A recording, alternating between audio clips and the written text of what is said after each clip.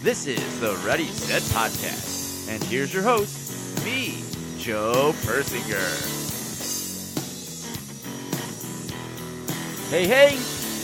How was your week, you fucks? Cut the music, Klaus. Thank you, sir. Wow!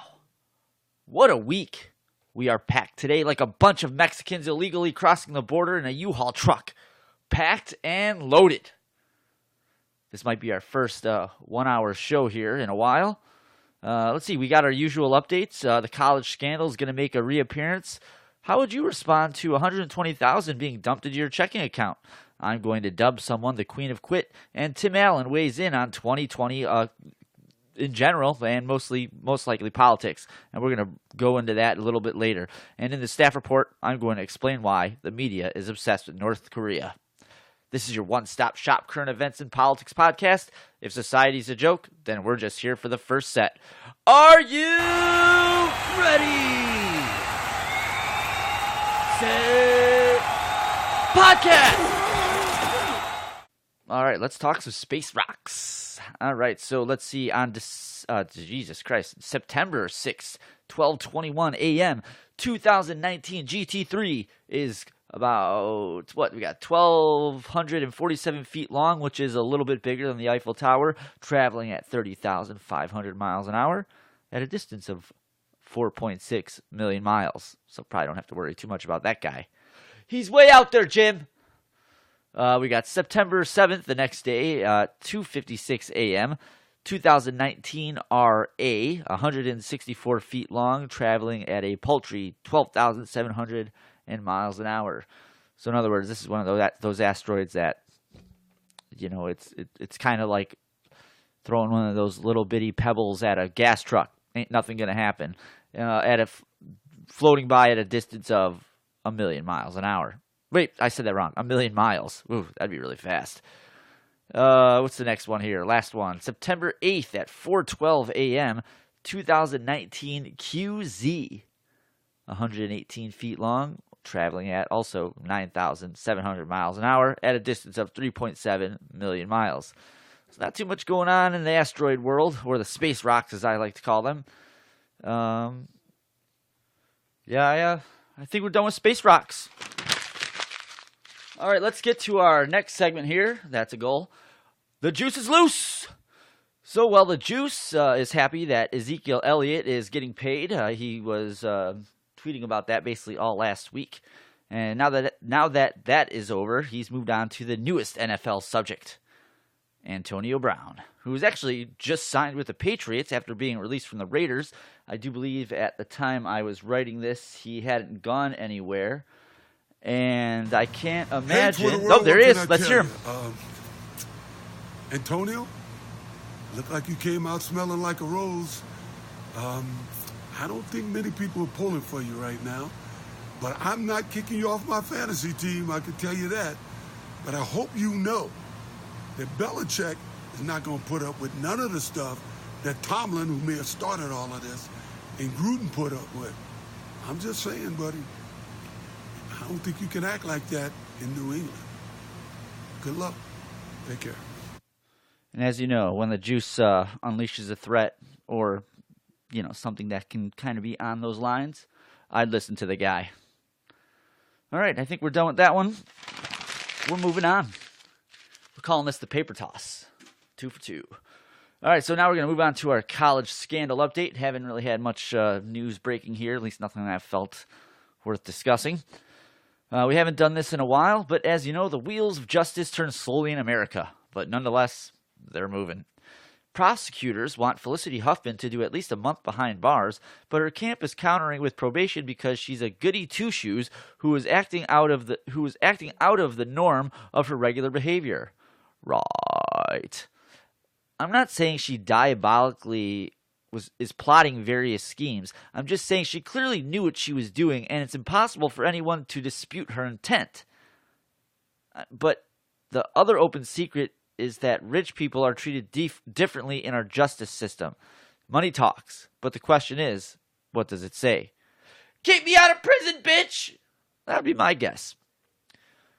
Now, it looks like there might be some trouble in paradise with Aunt Becky and Massimo Giannulli. Can you get any more Italian? I mean, I guess if he was eating a slice of pizza in, an Italian suit while his Ferrari was humming. I mean, you get where I'm going with this. All right, moving on. Apparently Massimo was the one who decided to reject that plea deal, and that hasn't really sat well with Aunt Becky. And I wonder how Jesse feels about his wife. What's that, Klaus? Oh, it's a TV show. And this isn't? Okay. If you say so, sir. By the way, if you circumvent me like you did on that last segment, I don't know if I used that word right, but make sure you stay on cue, brother. This is a warning. So anyway, apparently the two quarreled over the decision to take a private jet to their latest court hearing. That was a month or so ago. Aunt Becky, ironically aware of the perception that such an elitist move, what such an elitist move would look like, but the Target t-shirt guy wasn't having it. It would be a zoo if they flew commercial. At least that's what Massimo says. Yeah, sure, pal. That's what it is. I doubt it has anything to do with your comfort or dealing with the everyday hassles of a commercial airport. The elitism, privilege, and lack of awareness to how this plays out to the rest of the country suggests how much of a bubble these two, specifically Massimo, must live in. Or they got too many yes men around them. And it also explains how they got themselves into this pickle of a problem. But now, Aunt Becky isn't too happy that hubby made this decision not to take the plea deal, and I'm sure his insistence to take a private jet in Boston isn't helping either. Now get this. He felt if they took that plea deal, it would ruin their careers, quote unquote. Well, I got some news for you, bud. First off, I didn't even know the husband had a career, and Aunt Becky had one, and even after rejecting the deal, it still ended in a nosedive that would make a stalling airliner look jealous. Her friends say cut the rich bum loose, and their daughter Bella is concerned they're going to get divorced. Ah, the plight of the rich. Maybe they should live a day in middle-class American shoes. Then they really understand how ridiculous they look and seem. If convicted, they both could face up to 40 years behind bars. Which, we'll be honest, given our justice system and how we've talked about this before, they're not going to spend 40 years behind bars. Now, you'd think when two people are worth $100 million between the two of them, and I looked that up, at least one of them would have the ability to buy a clue. 3 for 3. All right. So, it's early in the morning. You can smell the pancakes on the griddle.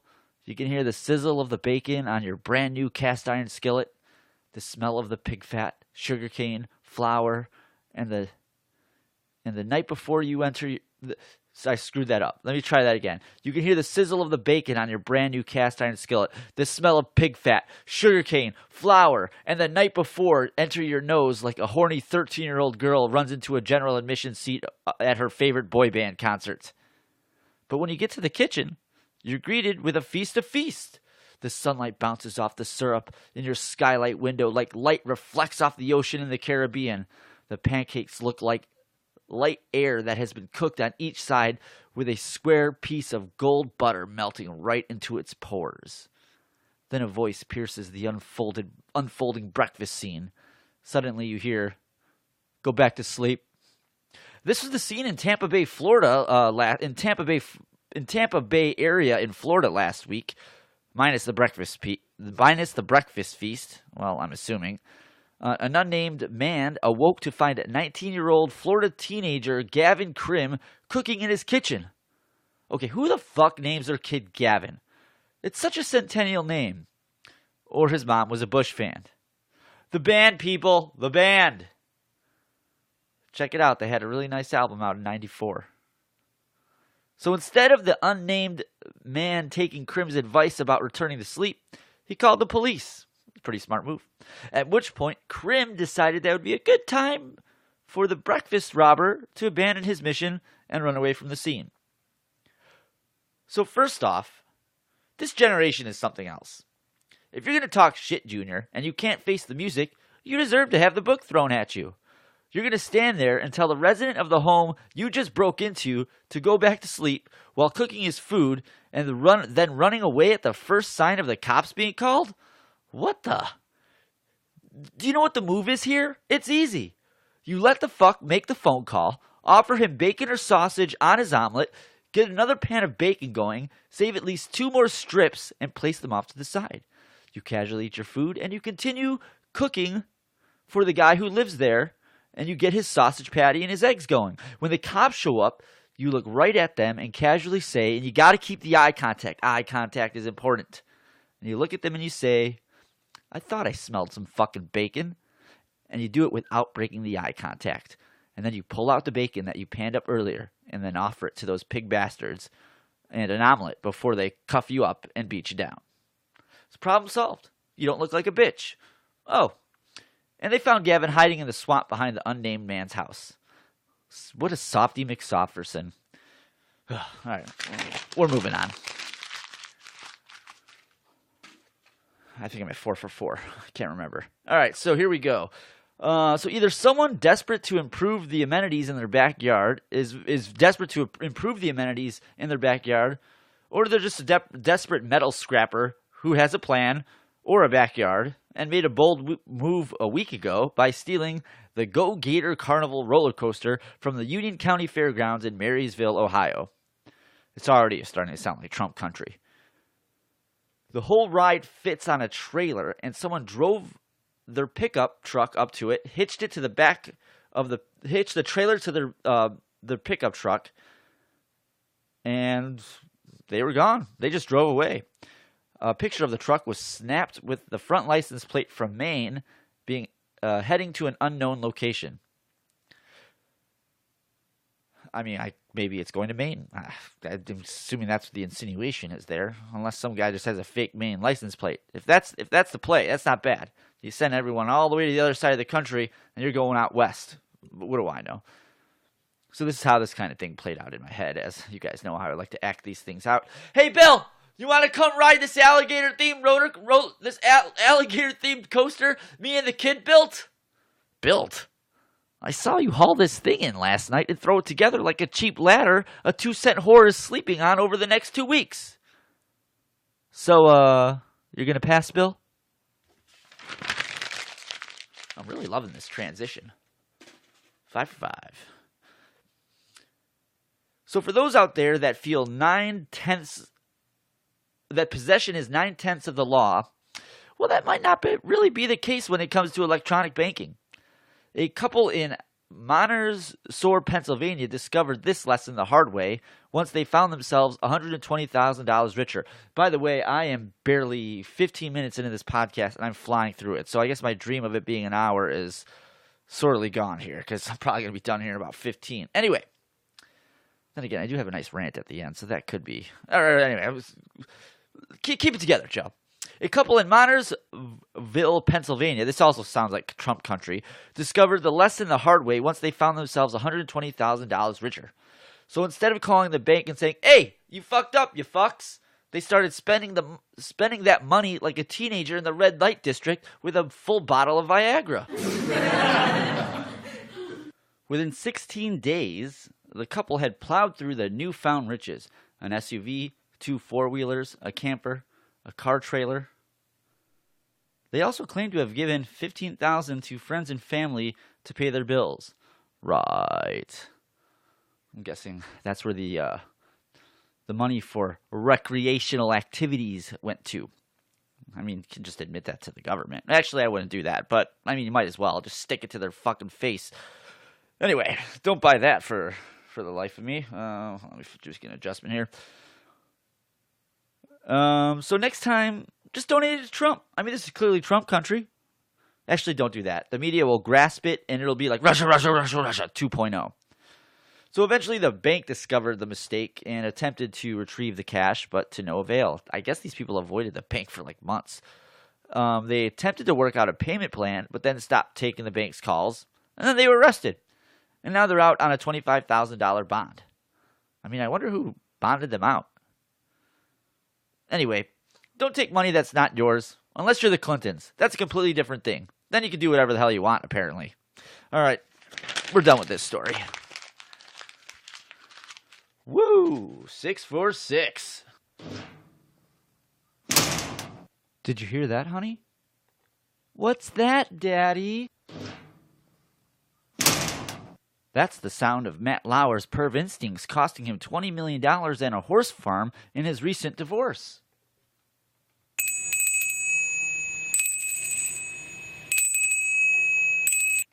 Belinda told me that's the sound of an angel getting its wings. Right, Daddy?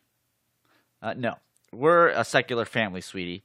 That's actually the sound of his wife summoning the help in their new Long Island compound mansion. I think you guys know what that means. Moving on. 7 for 7.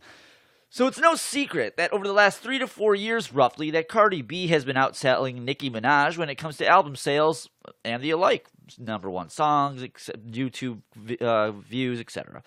And now that these fan bases of these brands have multiple echo chambers to operate in, these #1 singles, album sales, etc. have become the metrics for measuring one success against another. And in the stripper rap world, those two competing forces are like Coke and Pepsi, and would probably be two of the trashiest female brands I've ever seen. If you haven't figured it out by now, I'm talking about Cardi B and Nicki Minaj. Those who listen to the podcast all the time kind of caught on to this.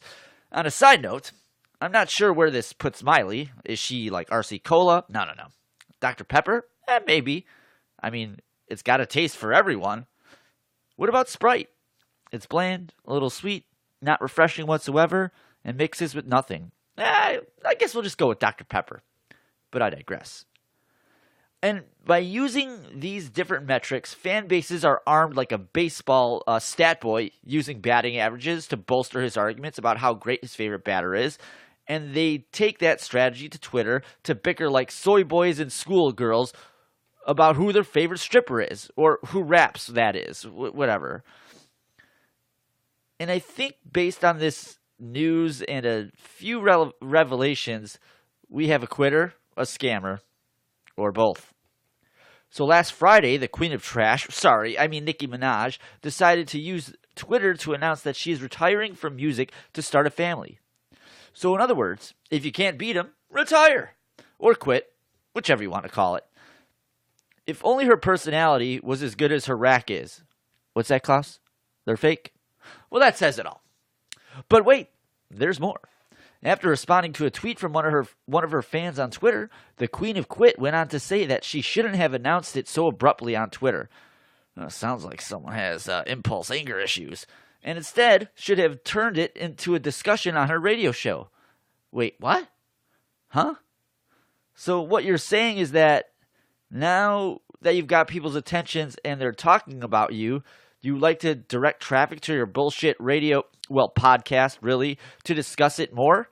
Oh, please, go fuck yourself. But wait, there's more. She told Jimmy Fallon recently that she was working on a new album.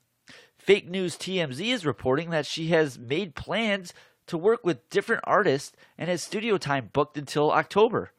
Not to mention, there are no reports that the Queen of Quit is currently expecting, or that she's not currently expecting, excuse me.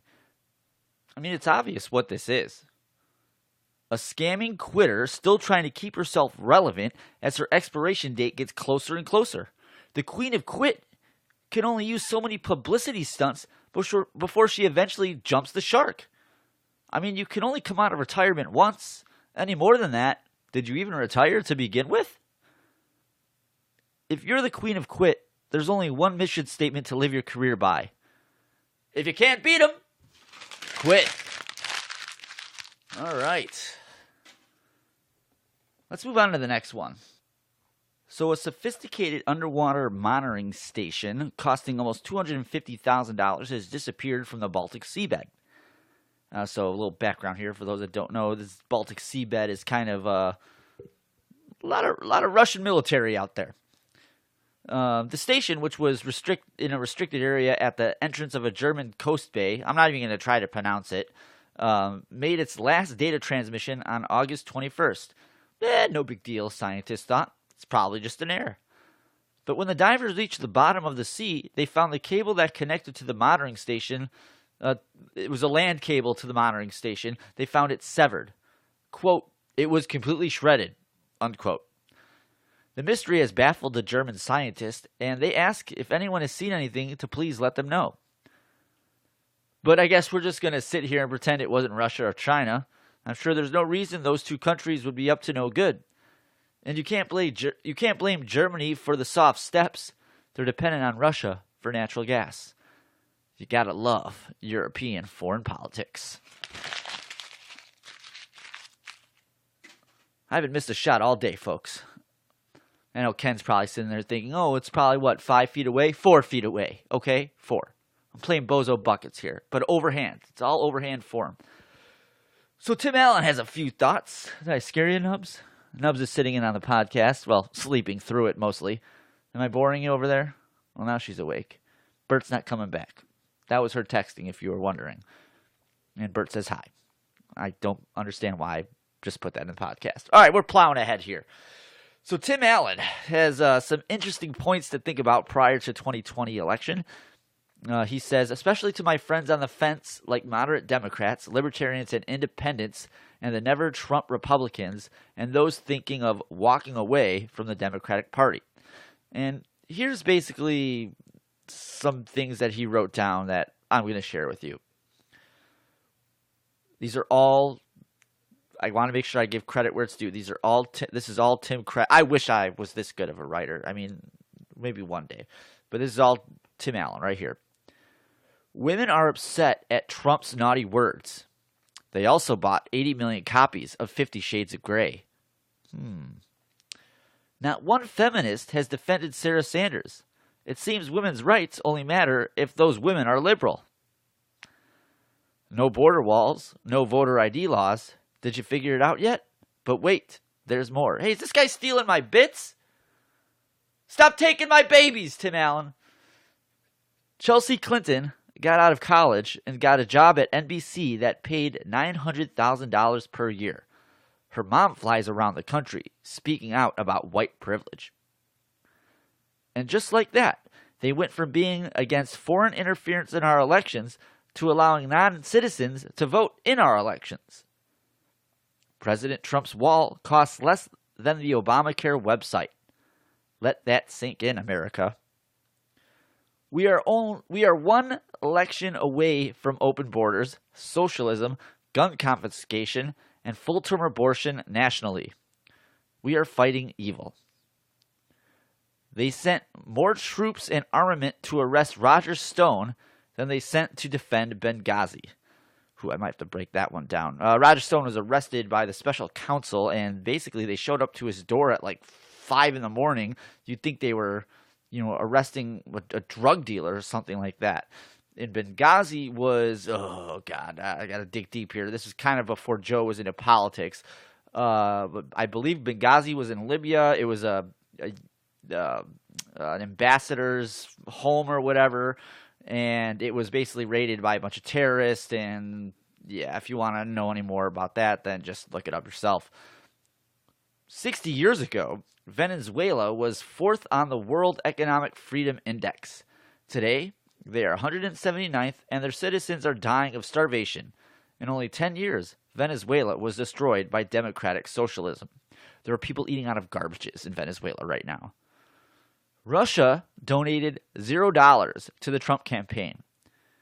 Russia donated 145. Is that a million? 100. It could be. I don't know. They donated a lot of fucking money to the Clinton Foundation, but Trump was the one investigated. Yeah, that's a load of shit. Nancy Pelosi invited illegal aliens to the State of the Union. President Trump invited victims of illegal aliens to the State of the Union. Let that sink in. A socialist is basically a communist who doesn't have the power to take everything from their citizens at gunpoint. Yet. Yeah, it's funny. Let me riff here really quick. At work, if you've ever worked in a situation, restaurant, whatever, office, restaurant, doesn't really matter, where the whole operation is basically Okay, think a group project minus a manager. All hell's breaking loose. Do you want to know why communism works?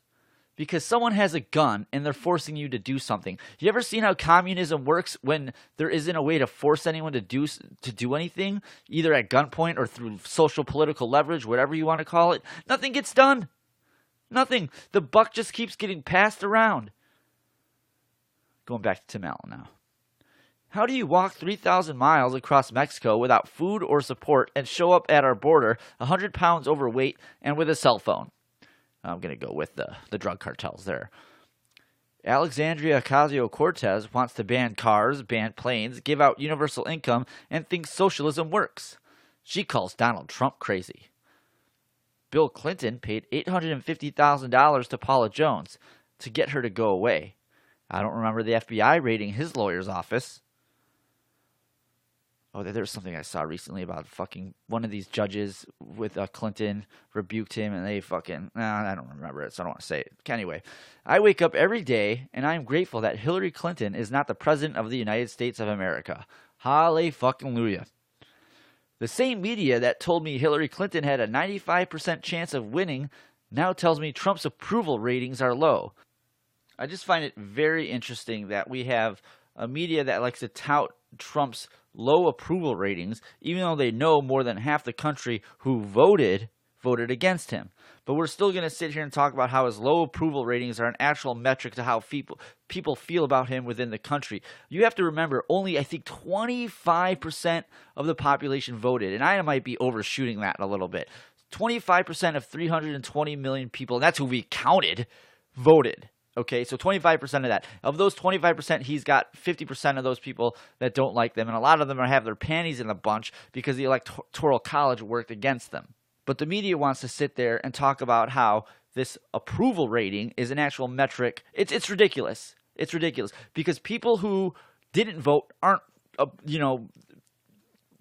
filling out polls about approval ratings, and if they are, they're fucking dishonest. All right, I'm getting a little fired up here, so we're going to get back to the Tim Allen thing. The problem with socialism is that the sooner or later you run out of... this is a Margaret Thatcher quote, actually. The problem with socialism is that sooner or later you run out of other people's money. Really wish I could do a women's British accent. Maxine Waters opposes voter ID laws. She thinks they are racist. You need to have a photo ID to attend her town hall meetings. Sick burn. President Trump said, "They're not after me, they're after you. I'm just in their way." Read that again. President Trump said, "They're not after me, they're after you. I'm just in their way." If it isn't obvious by now, I'd like to officially announce Tim Allen is a friend of the podcast. No paper toss here. Let's get to the staff report. In my hand, I hold the staff report. I'm old enough to remember when the media could care less about North Korea. Let's go in the way back machine to the spring of 2015. Outrage culture was on the rise, but no one really understood where it stemmed from. The Tea Party had taken back political power in another midterm election, and Obama's strategic patience policy towards North Korea received no press. None. At least 2 to 3 times a month, the DPRK was shooting long-range ballistic missiles into the air and sometimes sending them into the Sea of Japan, just a mere few hundred miles from Japanese shorelines. Yes, these were reported on digital media sites, but were they picked up by the mainstream media? Nope. Nobody cared. It wasn't on anyone's radar. CNN, MSNBC, Fox News, ABC News, none of these corporate media entities were reporting on the constant missile launches and bellicose rhetoric coming from North Korea's state TV, KCNA. There was even a video of the White House being blown up, and nobody said a word about it. Okay, maybe some people reported on it, but the White House, the Secretary of State, nobody gave a shit. But imagine that.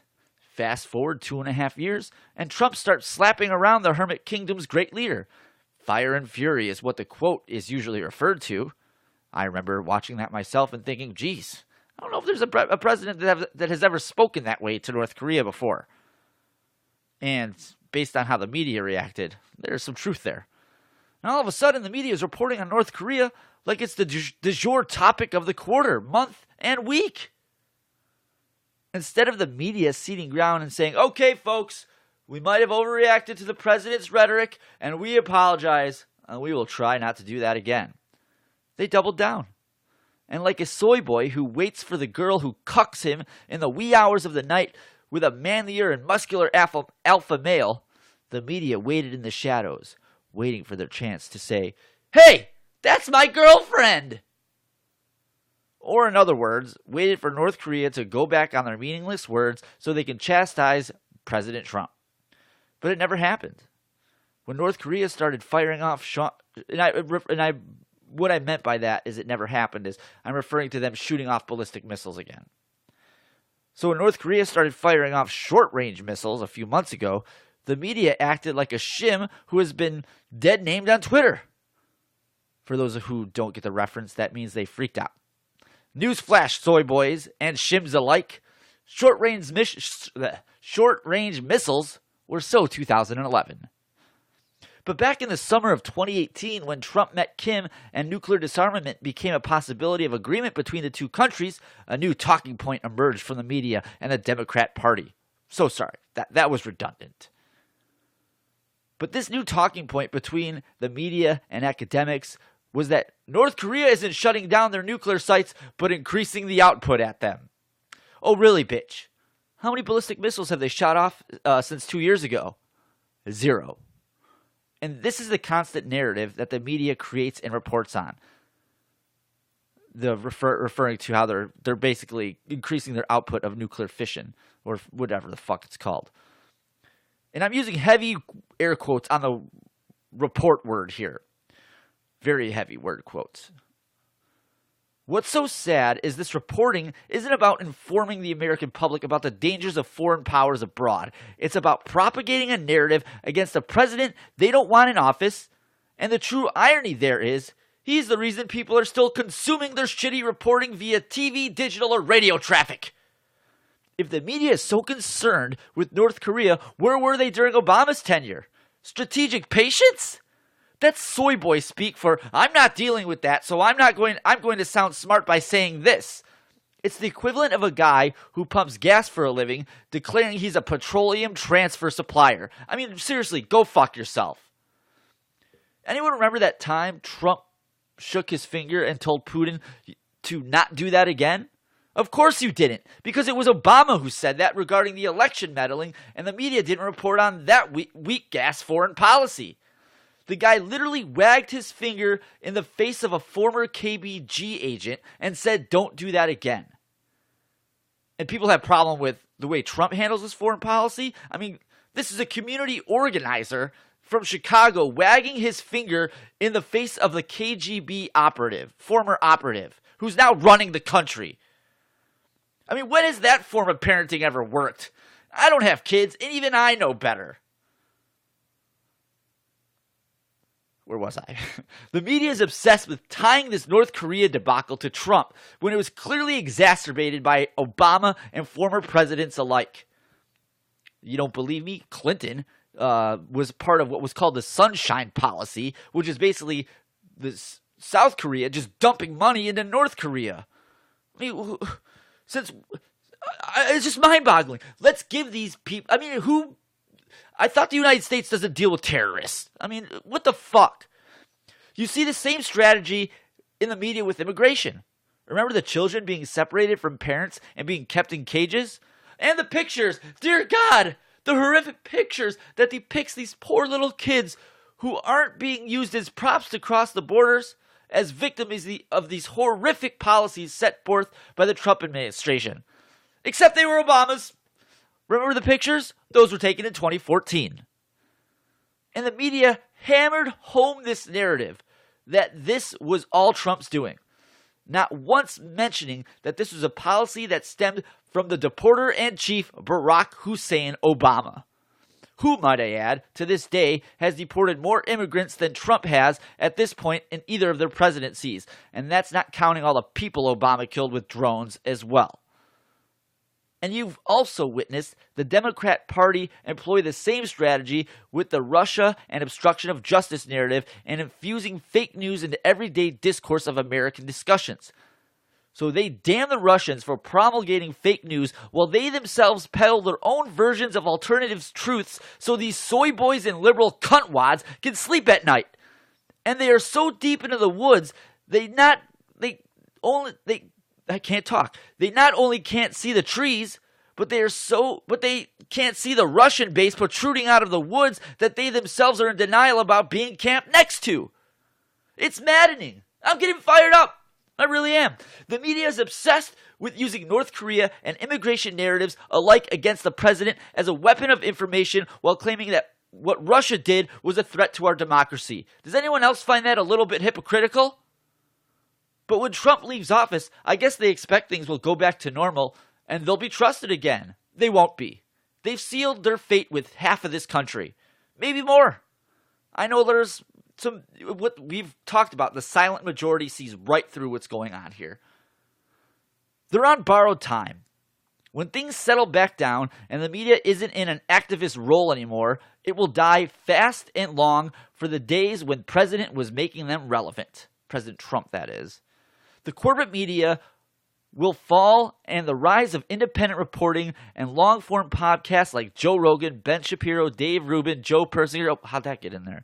Will rise like a phoenix above the ashes and will lead the way. Or not. Everyone knows big tech is attempting to prop up the corporate media, but that's another podcast and a rant entirely.